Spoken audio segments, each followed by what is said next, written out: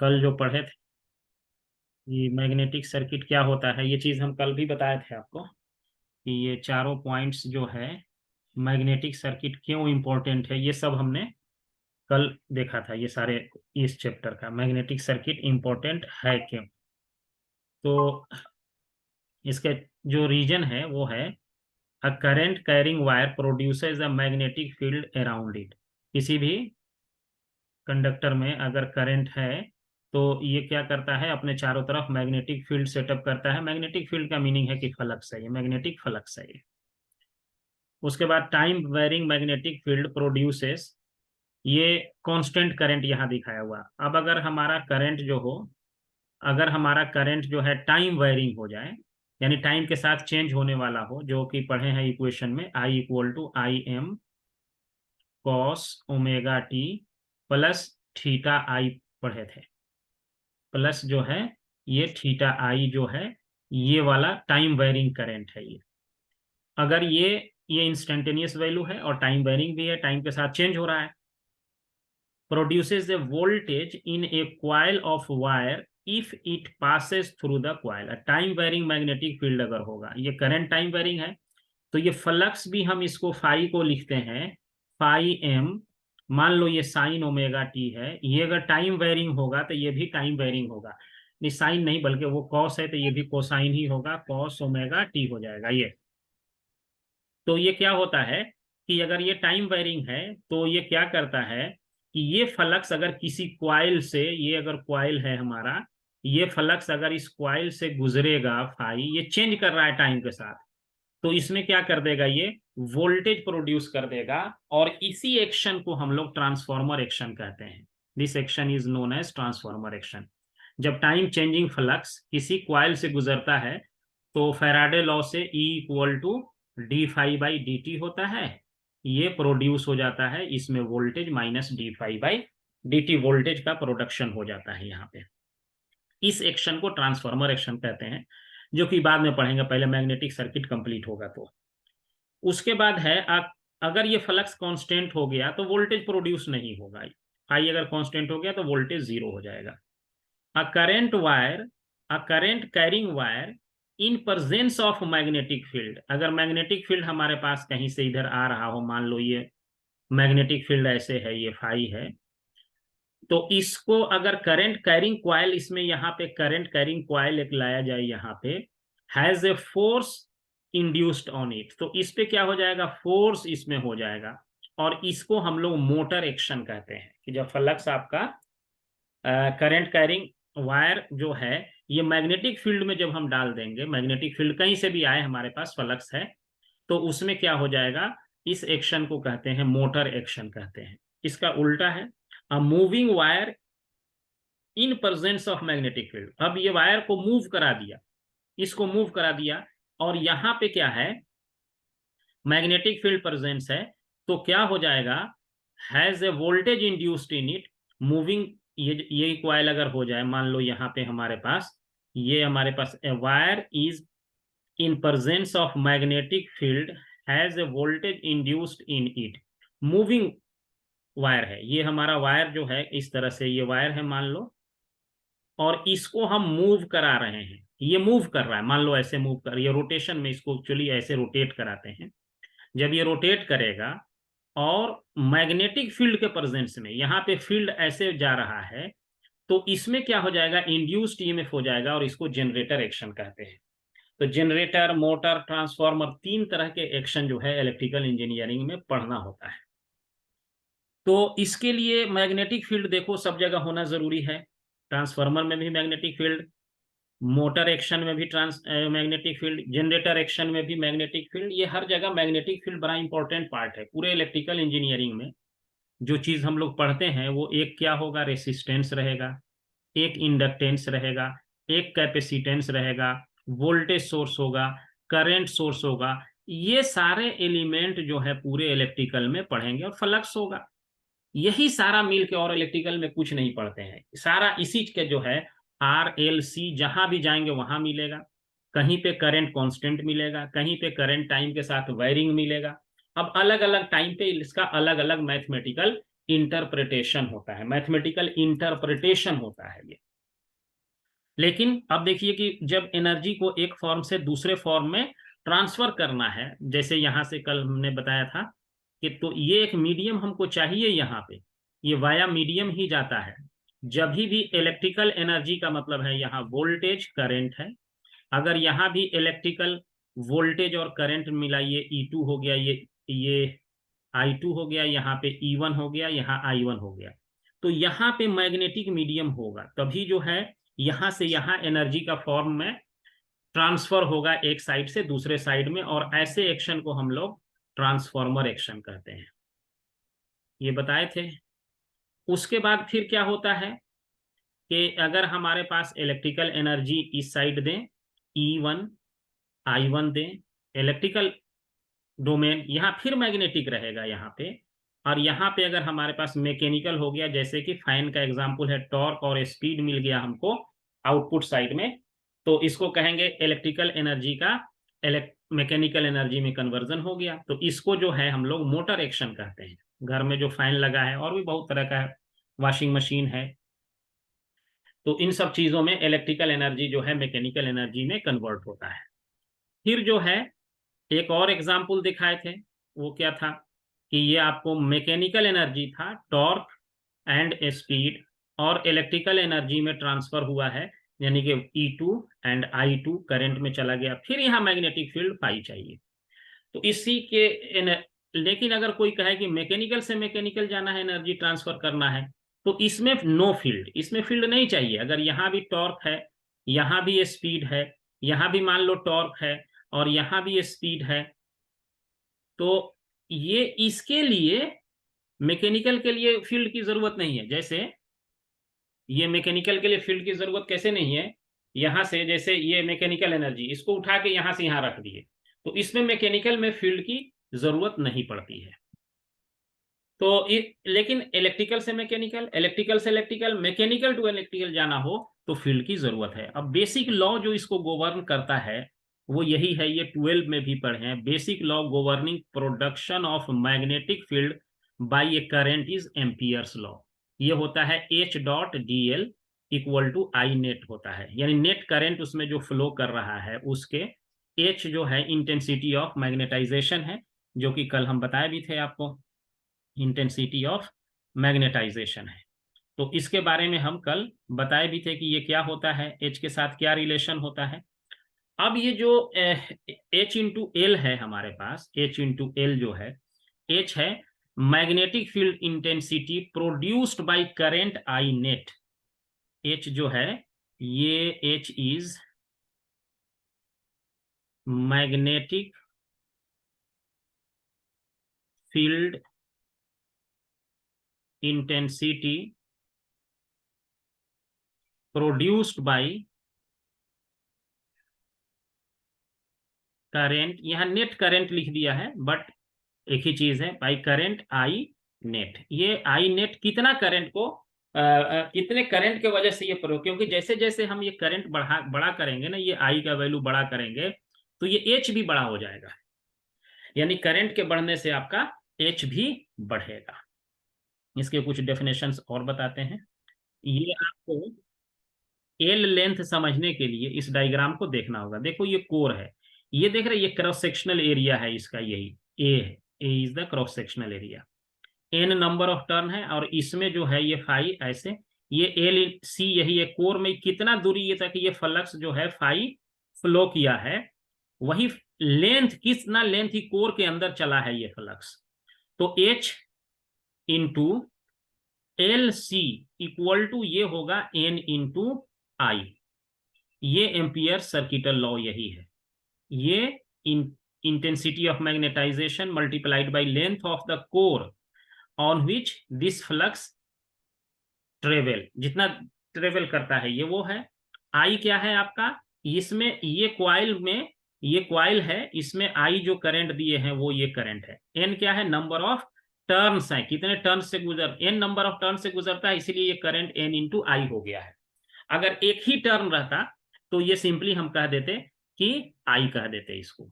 अब ये H into L हो गया, यहां से हम H का वैल्यू अगर निकालें तो हम कह सकते हैं N into I divided by L into C कह सकते हैं। ये कल हम लोग इस पे और भी बात किए थे। H B equal to B क्या है, magnetic flux density, flux density इसको कहते हैं phi by area of cross section. ये एरिया ऑफ क्रॉस सेक्शन से कितना फ्लक्स पास कर रहा है वही एरिया ऑफ क्रॉस सेक्शन है, ये बी हो गया। तो बी इक्वल टू हम ये भी कह सकते हैं, एफ आई इक्वल टू ये भी कह सकते हैं B into area of cross section, A हो गया ये। तो इसका फ्लक्स डेंस ये वेबर पर मीटर स्क्वायर होता है। और इसको देखो नंबर ऑफ टर्न, इसको हम नंबर ऑफ टर्न कह सकते हैं, टर्न एम्पियर पर मीटर कह सकते हैं, ये मीटर एम्पियर टर्न पर मीटर इसको कह सकते हैं। एक दो डेफिनेशंस और हैं इसके, वे बताते हैं आपको। ये जो डेफिनेशन है ये आपका जो बुक है मशीन की बुक है जिसको चैपमैन कहते हैं, चैपमैन के बुक का ये पहला ही चैप्टर का ये बेसिक फंडामेंटल कंपोनेंट्स है, उससे ये पार्ट लिया हुआ है। अभी हम नागराथ वाला ही बताएंगे। The magnetic field intensity H is in sense measure the effort that current is putting into the establishment of magnetic field। यानी H जो है मैग्नेटिक फील्ड इंटेंसिटी क्या है, is in a sense measure of effort, ये current कितना effort put कर रहा है जो है कि एस्टेब्लिशमेंट ऑफ मैग्नेटिक फील्ड का, मैग्नेटिक फील्ड बनाने के लिए ये करंट कितना फील्ड स्ट्रेस पुट कर रहा है। The strength of magnetic field produced, the strength of magnetic field flux produced in A core also depend on the material of the core. इस कोर के अंदर कितना फ्लक्स जाएगा, ये हम कल बात किए थे ना कि कितना जाएगा, इसके रिलेटिव परमिएबिलिटी पे डिपेंड करता है। अगर रिलेटिव परमिएबिलिटी इनफाइनाइट है तो इसमें फ्लक्स सारा का सारा फ्लक्स इस कोर के अंदर चला जाएगा। अगर रिलेटिव परमिएबिलिटी आपका इनफाइनाइट है तो सारा का सारा फ्लक्स इस कोर के अंदर चला जाएगा। यानी कि हमको मैग्नेटिक मटेरियल ऐसा लेना होता है जिसका म्यू आर का वैल्यू बहुत ज्यादा हो। जैसे कि 1 लेंगे तो सबसे छोटा है, म्यू आर का value 1 is the smallest value. तो रिलक्टेंस इस केस में, रिलक्टेंस ऑफ एयर कल बताए भी थे, ये क्या होता है, हाईएस्ट होता है। यानी कि जब रिलक्टेंस का फॉर्मूला यही ना था हमारा, 1 by mu naught into mu r into L by area of cross section. तो ये वैल्यू सबसे छोटा हो जाएगा तो रिलक्टेंस सबसे बड़ा हो जाएगा, और एयर के केस में ये सबसे छोटा होता है। तो इसीलिए इसका एयर का रिलक्टेंस बहुत ज्यादा होता है।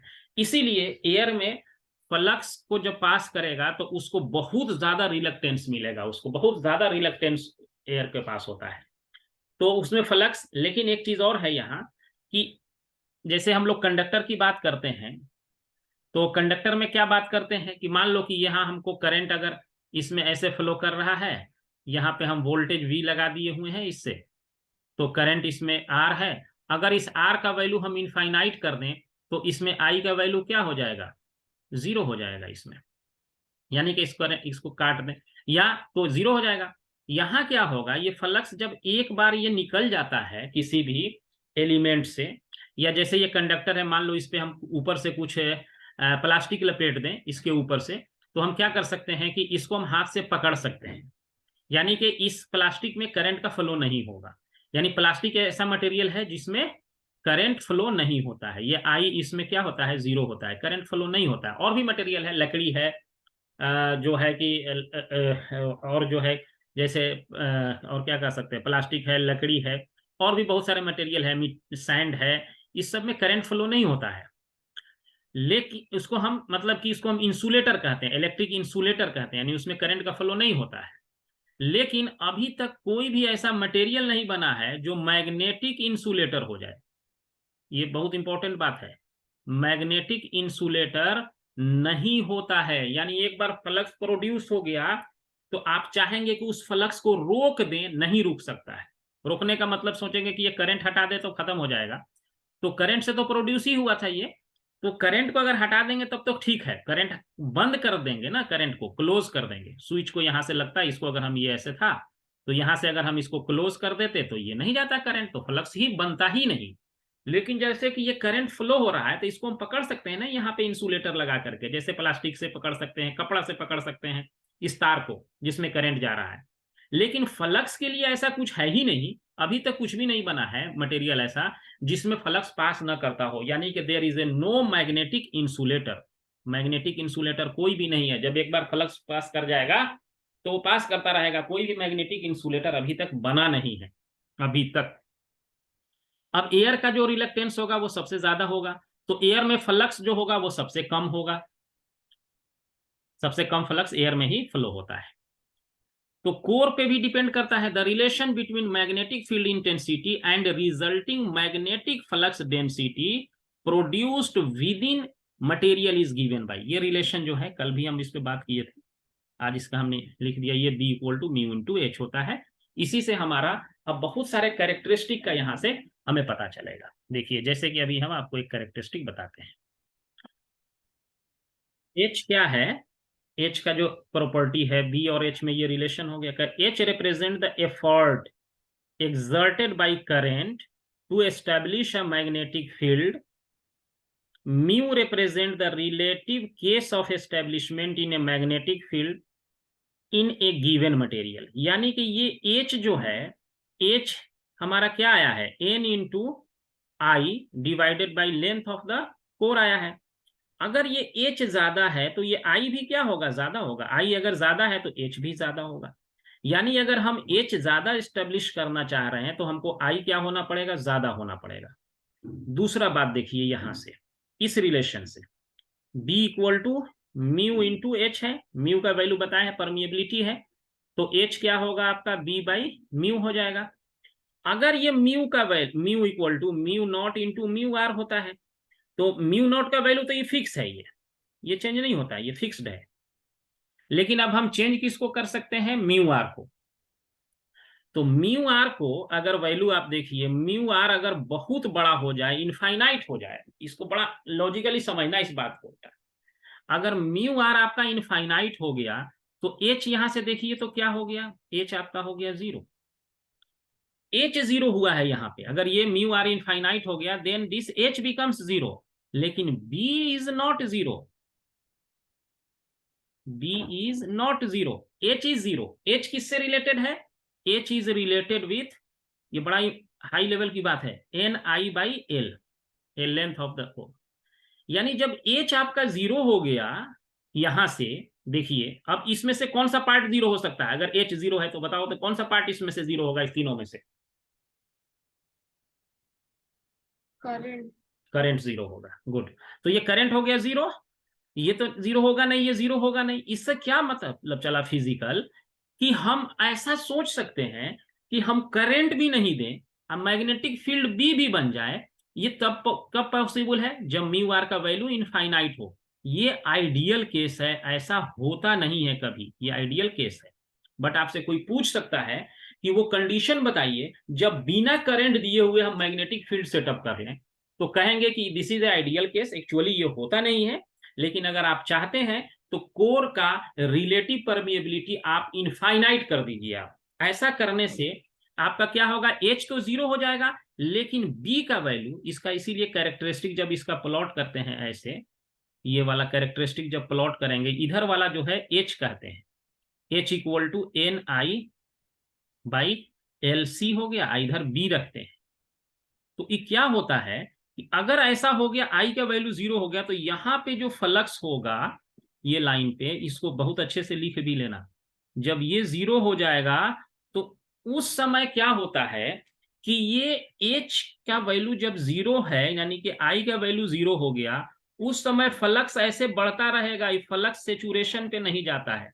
लेकिन जनरल कैरेक्टरिस्टिक ये जो पढ़े थे याद है ना 12 में, ऐसा आता है जब इसमें हम करंट को बढ़ाते हैं तो एच बढ़ रहा है, ऐसे जाता है। लेकिन जब हम करंट को घटाते हैं तो फिर ये पाथ ये ट्रेवल नहीं करता है, दूसरे वाले पाथ पे आ जाता है। जैसे इसको करेंगे तो ये वाला ओरिजिन से ऐसे आना चाहिए था, ये इस पाथ से नहीं आकर के क्या करता है, ऐसा ये कैरेक्टरिस्टिक जो है ये शो करता है इस तरीके का। ये सब 12 का पार्ट है इस तरीके का। तो यहाँ आई है। अब क्या करेंगे, अगर ये सेचुरेशन पॉइंट हो गया, सेचुरेशन पॉइंट का क्या मतलब होता है कि अब आप अगर करंट बढ़ाएंगे, अब अगर करंट बढ़ाएंगे, एच तो बढ़ेगा लेकिन बी नहीं बढ़ेगा। This is called saturation. अब सेचुरेशन का जरा इफेक्ट भी समझिए क्या होगा। दिस इज कॉल्ड सेचुरेशन, यानी करंट बढ़ रहा है, एच भी बढ़ रहा है लेकिन बी नहीं बढ़ रहा है, तो इसको कहते हैं सेचुरेशन। अब सेचुरेशन हो गया तो क्या होगा, इस कोर के पास अगर आप करंट बढ़ाते जा रहे हैं और फील्ड नहीं बढ़ रहा है, इसका मतलब हुआ ज्यादा जब करंट देंगे तो उसमें आई स्क्वायर आर लॉस क्या हो जाएगा, ये बढ़ जाएगा, इंक्रीज कर जाएगा। करंट बढ़ रहा है लेकिन फ्लक्स बढ़ ही नहीं रहा है, तो इसमें क्या हो जाएगा कि ये आपका आई स्क्वायर आर लॉस बढ़ जाएगा। इसके बढ़ने से क्या होगा, हीटिंग होगा, उसमें हीटिंग होने लगेगा कोर के अंदर। और जब उसमें हीटिंग होगा कोर के अंदर, तो देखिए क्या होगा, ये कोर जब ज्यादा हीट होगा, इस कोर के अंदर जब ज्यादा हीटिंग होने लगेगा, तो ये जो वाइंडिंग इस पे लपेटा हुआ है ये भी हीट होने लगेगा। और ये वाइंडिंग और ये वाइंडिंग एक दूसरे से इंसुलेटेड होता है, फिजिकली टच में रहता है। लेकिन जैसे तार देखते हैं ना, वायर, तो एक वायर को दूसरे वायर पर रख देते हैं क्योंकि वो प्लास्टिक का है, कोई दिक्कत नहीं है। तो ये सब क्या है, एक दूसरे से अलग है। इसमें प्लास्टिक उतना मोटा नहीं रखते हैं, बहुत बारीक इसमें इंसुलेटर लगाते हैं ताकि इसका थिकनेस बहुत बढ़ ना जाए। तो ये बहुत बारीक इस पे ऑयल लगा देते हैं, ऑयल भी रहता है, ऑयल वाला रहता है। तो अब इसमें हीटिंग होगा तो ये वाइंडिंग जलने का चांस है। इसीलिए हम इसको क्या करते हैं कि सेचुरेशन को एवॉइड करते हैं। से हीटिंग ज्यादा हो जाएगा, और हीटिंग ज्यादा होने से आपका क्या होगा, वाइंडिंग में बर्न, वाइंडिंग आपका बर्न हो सकता है। तो ये इसीलिए हम क्या करते हैं कि सेचुरेशन को एवॉइड किया जाता है। तो एवॉइड करें कैसे इस सेचुरेशन को, अब इस ग्राफ को और समझो थोड़ा सा। इसी ग्राफ पे हम एक्सप्लेन करते हैं। मान लो कि हमारे पास ये वाला कंडीशन हो। अब अगर हम मान लो कि इसको हम आई के वैल्यू को कम करते, ये हमारा क्या है, ये एच इक्वल टू, ये हमारा एच इक्वल टू हमारा है B by mu naught into mu r है। ये एक किसी मटेरियल के लिए है, ये कैरेक्टरिस्टिक आ गया। अब मान लो हम क्या किए यहां से कि म्यू आर को इंक्रीज करना शुरू कर दिए, म्यू आर को बढ़ाने लगे। तो म्यू आर को बढ़ाने लगे तो एच हमारा कम होने लगेगा। जैसे म्यू आर बढ़ेगा एच डिक्रीज कर जाएगा यहां से। तो इसका मतलब है कि अब ये यहां पे आ गया, मान लो ये कैरेक्टरिस्टिक यहां पे आ गया, तो अब इसका यही अगर कर्व रहता तो अब इसका सेचुरेशन पॉइंट यहां आ जाता, ऊपर आ जाता इस कंडीशन के लिए। अब जो है यहां पे आके इस सेचुरेट करेगा, ज्यादा फ्लक्स होगा, इसको मिलेगा यहां पे, ये ज्यादा हो गया यहाँ पे। अब इसको अगर हम बिल्कुल जीरो कर देंगे तो ये लाइन शिफ्ट होके कहाँ आ जाएगा, बिल्कुल इस पे आ जाएगा, यानी अब इसमें सेचुरेशन नहीं होगा। तो इसीलिए हम लोग क्या करते हैं कि सेचुरेशन अवॉइड करने के लिए इस म्यू आर का वैल्यू जो है हम बहुत ही हाई रखते हैं। म्यू आर का वैल्यू बड़ा से बड़ा रखा जाता है ताकि सेचुरेशन ना आए। सेचुरेशन नहीं आएगा तो आई स्क्वायर आर लॉस नहीं होगा, हीटिंग नहीं होगा, वाइंडिंग में डैमेज नहीं होगा, वो ये सारा बचाने के लिए।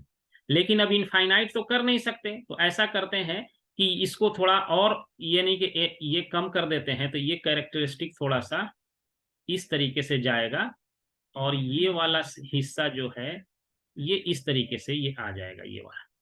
तो अब देखिए ये है सेचुरेशन, बहुत बाद में आएगा, जल्दी नहीं आएगा। सेचुरेशन कहीं कहीं जरूरत भी पड़ता है, वो बाद में पढ़ेंगे, वो जो मशीन वाला पार्ट सब पढ़ते हैं तब वहां पढ़ते हैं। लेकिन अब यहाँ फ्लक्स क्या मिला हमको, बी जो है बहुत ज्यादा मिला। अब इसमें जो लॉस होगा, ये वाला एरिया जो है, ये जो एरिया बनता है बी एच कैरेक्टरिस्टिक, इसमें जो लॉस एरिया जो इसका होता है, वो बी एच कर्व का जो एरिया होता है वही इक्वल टू होता है बी एच का एरिया इज इक्वल टू, इसी को हिस्टेरेसिस लूप कहते हैं। तो इस ये इक्वल होता है हिस्टेरेसिस लॉस। और हिस्टेरेसिस लॉस जो होता है ये अभी हम नहीं बताएंगे आपको, ये बीएच कैरेक्टरिस्टिक का जो एरिया है, ये हम ट्रांसफॉर्मर जब बताएंगे आपको तो बताएंगे। ये वाला जो एरिया होगा ना, इसी को हम लोग हिस्टैरिसीस लूप कहते हैं, और ये इसके लॉस के इक्वल होता है, हिस्टैरिसीस लॉस कहते हैं। हिस्टैरिसीस लॉस में दो तरह का होता है, उसको कोर लॉस प्लस, एक तो उसको कोर लॉस कहते हैं और एक आयरन लॉस कहते हैं। ये बाद में हम अभी बताएंगे, ये अभी नहीं, इस पे नहीं जाएंगे, अभी हम जो चल रहे हैं उसी पे चलते हैं, ठीक है। तो ये आपका हो गया बी और एच के जनरल कैरेक्टरिस्टिक के बारे में। देखिए, जैसे इसमें करंट भेज रहे हैं ऐसे, ये आपका वाइंडिंग जो है ऐसे लपेटा हुआ है, इस पर तार लेके ऐसे लपेट दिया गया है, ये एन नंबर ऑफ टर्न दिया हुआ है, ये फ्लक्स कोर में जा रहा है इसके ऐसे। तो इसका इक्विवेलेंट सर्किट जब हम बनाएंगे तो ये एन इंटू आई है, ये वाला जो पोर्शन है ये एन इंटू आई के इक्वल है, एमएमएफ जिसको कहते हैं, ये एमएमएफ इस तरह से which is equal to N into I कर दिया गया है। अब इसमें सिर्फ कोर है तो यहां लिख देंगे रिलक्टेंस ऑफ कोर लिख देंगे। अब इसमें अगर फाई निकालने के लिए कहे फाई, तो phi will be equal to N I divided by reluctance of the core, और reluctance of the core will be equal to 1 by mu not mu R length of the core divided by area of cross section of the core. तो ये length जो है ये यहां से यहां तक ही फ्लक्स ऐसे चल के आ रहा है इसके अंदर, तो ये कितना लेंथ इसके अंदर फ्लक्स चला, ये वाला लेंथ हमको उसके ज्योमेट्री देख के निकल जाएगा कितना हुआ। और ये क्रॉस सेक्शनल एरिया जो ये वाला हिस्सा जो दिख रहा है, ये क्रॉस सेक्शनल एरिया जो है ये इसमें डाल देंगे।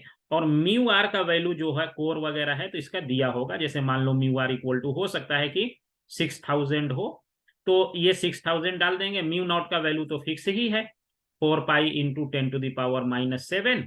तो ये कैलकुलेटर को यूज करके रिलक्टेंस निकल जाएगा। जैसे ही रिलक्टेंस निकलेगा, इसमें एन दिया है number of turn and current दिया है, तो ये हमारा फ्लक्स इससे निकल जाएगा कि ये फ्लक्स कितना पास कर रहा है।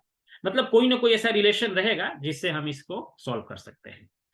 अब देखिए क्या होगा कि कभी कभी यहाँ पे बीच में कहीं पे ये कट रहता है, ये मान लिया यहाँ से यहाँ तक कट कर दिया, यहाँ एयर गैप आ गया। तो जब एयर गैप आएगा, इसी को यहाँ पे बड़ा करके दिखाया गया है, यहाँ एयर गैप है, ये फ्लक्स ऐसे नॉर्थ ऐसे जा रहा है, तो यहाँ पे अब नॉर्थ बन जाएगा, यहाँ पे साउथ बन जाएगा जब इसको कट कर देंगे। तो ये ऊपर ये एयर गैप यहाँ पे बन गया, तो फ्लक्स ऐसे देखो यहाँ बिल्कुल यूनिफॉर्म जा रहा है, लेकिन यहाँ पे इस साइड और इस साइड थोड़ा सा डाइवर्ट हो गया है फ्लक्स, इस साइड एंड इस साइड फ्लक्स क्या हो गया, डाइवर्ट हो गया है। इसी इफेक्ट को फ्रिंजिंग कहते हैं, एक नाम है ये फ्रिंजिंग। फ्रिंजिंग होने का क्या मतलब है, ये एरिया ऑफ क्रॉस सेक्शन इसका इतना ही था, अब ये एयर में चला गया तो इसका एरिया ऑफ क्रॉस सेक्शन क्या हो जाएगा, बड़ा हो जाएगा। यहाँ ये एरिया ऑफ क्रॉस सेक्शन इसका क्या हो गया, बढ़ जाएगा, इंक्रीज कर जाएगा। तो एरिया ऑफ क्रॉस सेक्शन आपके बढ़ने से, ये एरिया ऑफ क्रॉस सेक्शन जब बढ़ जाएगा तो इस कंडीशन में यहाँ पे क्या देखेंगे, रिलक्टेंस जो है इस कोर का क्या हो जाएगा यहाँ पे, मतलब अब यहाँ पे हमको ये दिखा the fringing effect of magnetic field at an air gap. Note that increased cross-sectional area of the air gap compared with the cross-sectional area of the matter outside the core is called leakage flux and it plays a very important role in electrical machine design। ये बाहर की तरफ चला जाता है, area ये बड़ा कर देगा। यहाँ तो नॉर्मल जा रहा है लेकिन एयर गैप की वजह से ये बढ़ गया। तो अभी हम फिर थोड़ी देर में बताते हैं आपको, ये तो अब टाइम खत्म हो गया, तो अभी हम बताते हैं